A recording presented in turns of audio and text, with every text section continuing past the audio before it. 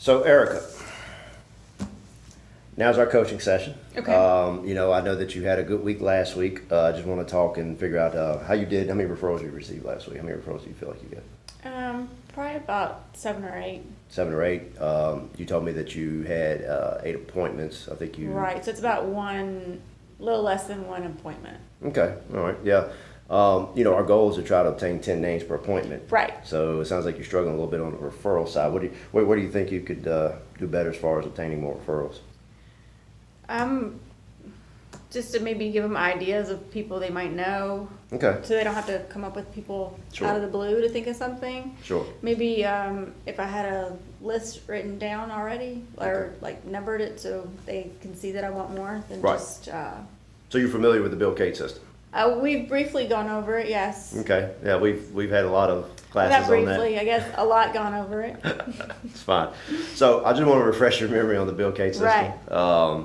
We really like the way he presents referrals and what he's able to do over the years in coaching young advisors like yourself and how to obtain referrals. Okay.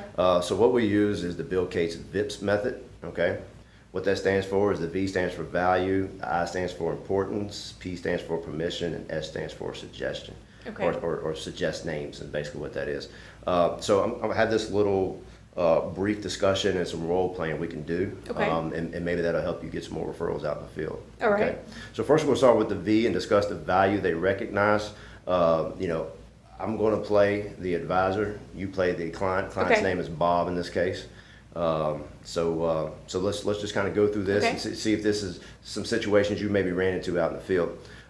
So with the value, we want to make sure that we have created some value in what we've offered our clients. Right. So that's really what we're starting with here. So Bob, we met a few times over the last couple of weeks. We've talked over the phone. You've been very gracious in answering all the questions I've had for you. I'm wondering if you could tell me what parts of the process you have found most valuable. That's a good question. Let me see. A couple things, I guess. First, I like the way you asked me some good questions to get me thinking about my financial future. Second, I thought you explained things quite well. I feel like I have a good handle on my money situation now. Good. That's awesome. So one of your concerns coming in this process was having enough money for retirement as well as your children's education. How do you feel about those issues now? Actually, I feel pretty good about it now. Obviously, I'm going to have to stick to the plan we've laid out, but I'm much less worried about it. It feels good. Thanks. So you can see in that role play, we developed some value. Right. We basically had the client tell us that they've enjoyed the process, that we've uncovered those holes in his portfolio, and we filled those holes. So he understands the value that we brought to him and his family. Okay. Right? Cool. Now, I, as importance, we want to treat our requests with importance. So let's kind of role play this out and talk this out, and then we'll go from there. First of all, why do you want to treat the request with importance? There's two main reasons. You believe in the work you do, all right? You bring value to individuals, families, and businesses, and you want to come from a place of confidence, not neediness. Right. So if you treat the request with importance, your prospects, clients, and centers of influence will respond in kind. So how do you treat the request with importance? Okay, number one, make sure you have enough time and don't forget to ask for referrals. Nothing to script here, just make sure you use that as an agenda for your meetings.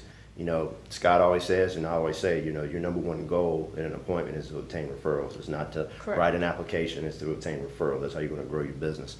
And number two, if you met through a referral, you should remind the client of that. So if you met your client through a referral, let them know that just like I met you, it was through referral. I grow my book through a referral practice. Okay. And then number three, moving to the request with the words. I have an important question to ask you. Always remember to say that before you ask it for the referrals. So they got an example here, and I kind of want to walk you through that example. Well, Bob, that's great. I'm glad you're seeing the value in the work we're doing. Were it not for George's suggestion we meet, we wouldn't have done this important work together. I guess we both owe him a thanks, huh? I've already thanked him. Well, good. With that in mind, I have an important question to ask you. Shoot.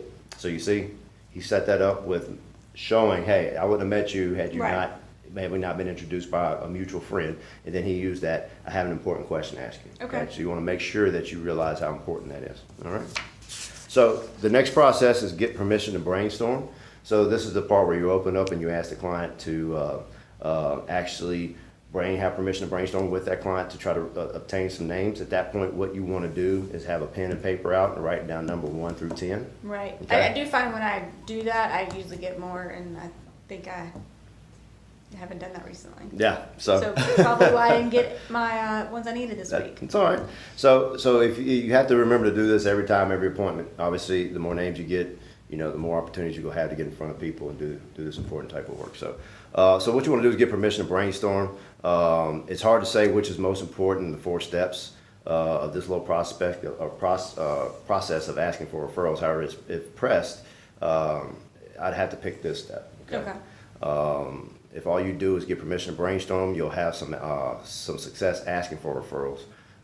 Here's how we continue to pick that up. So we'll kind of go back into a role play here. So I have an important question to ask you. Okay. I was hoping to get your permission to brainstorm for a few minutes about who you know who might truly value the work I do. I have a few ideas to run by you. Would you be open to this for a few minutes? Sure, happy to. I'm not sure I know anyone. That's fine. We're just brainstorming here, and I've given it a little thought. So I threw in some small concern. We're coming out of role play here. So what you do is you throw in some small concern. I'm not sure I know anyone. So it's a very small concern because Bob gave permission to have the conversation. Once that's been done, we could flow easily into the next step. Okay. Most people are going to say, I don't know anybody, whatever the case. You run into that. Leave me some cards. Cards, yeah. Yeah, I'll be sure to tell people about you. A lot of times you're not going to get the amount of referrals you could if you actually take time to brainstorm with the client. Okay. Now the last category of the VIPs is obviously to suggest names. So when you're suggesting names, there's different ways you can go about it. You can see here in specific names. Thanks, Bob. You mentioned your sister and brother-in-law last week. Let's start with him. Do you think they should at least know what I do? Can we craft a way for you to introduce me to them that'll feel comfortable for you?